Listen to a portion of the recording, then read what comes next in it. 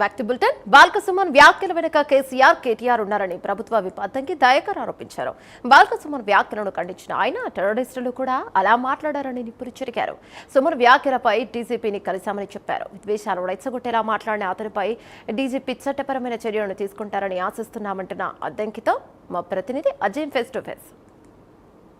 ప్రస్తుతం మనతో పాటు ప్రభుత్వ విప్ అద్దంకి దయాకర్ ఉన్నారు. బల్కా సుమన్ చేసినటువంటి కామెంట్స్పై మనం అద్దంకి దయాకర్ గారితో మాట్లాడించే ప్రయత్నం చేద్దాం. అంటే అసలు ఏ ఉద్దేశంతో బల్కా సుమన్ ఈ రకమైన కామెంట్ చేసి ఉండొచ్చు? ఆయన వెనక ఎవరు ఉన్నారని అనుకుంటున్నారు? కేసీఆరే ఉంటాడు. కేసీఆర్ తప్పితే ఎవరు ఉంటాడు? కేసీఆరే కేటీఆర్ను, హరీష్ రావును, సుమన్ లాంటి వాళ్ళందరినీ రెచ్చగొడుతున్నదే ఆయన ఇంట్లో కూర్చొని మనమేమో కామ్గా ఉన్నాడు అనుకుంటున్నాం.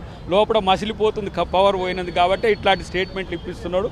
ఇది ప్రజాస్వామ్యంలో ఒక రాజకీయ పక్షం ఇలాంటి ప్రయత్నాలు చేస్తే వాళ్ళు ఆత్మపరిశీలన చేసుకోవాలి.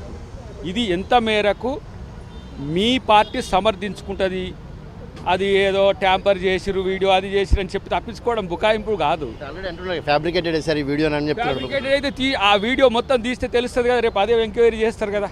కాబట్టి తప్పు చేసినోడు తప్పు ఒప్పుకుంటే సగం క్షమిస్తారు, కానీ ఇంకా తప్పును బుకాయిస్తే ప్రజలు క్షమించరు.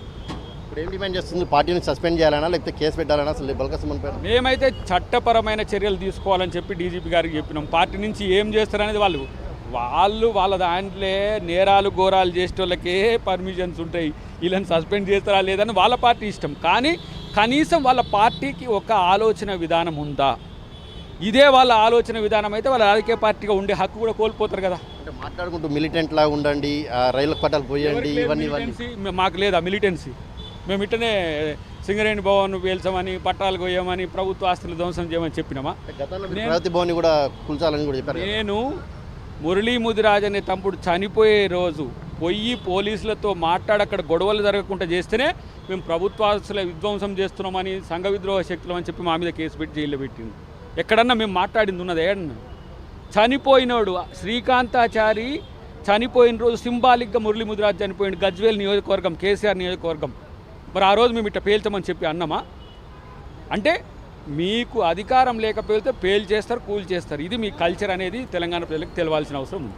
చూసారు కదా, ఏదైతే దీని వెనుక ఖచ్చితంగా కేటీఆర్ ఉండుంటారు. వారు లేనిది బల్కా సుమన్ కూడా ఇలాంటి వ్యాఖ్యలు చేస్తారు. ఖచ్చితంగా బల్కా సుమన్పై చట్టపరమైనటువంటి తగిన చర్యలు తీసుకోవాలని చెప్పి కూడా డీజీపీని కోరామని చెప్పి కూడా అద్దంకి దయాకర్ చెప్తున్నారు. కెమెరామెన్ శ్రీకృష్ణతో అజీం, ప్రైమ్ 9.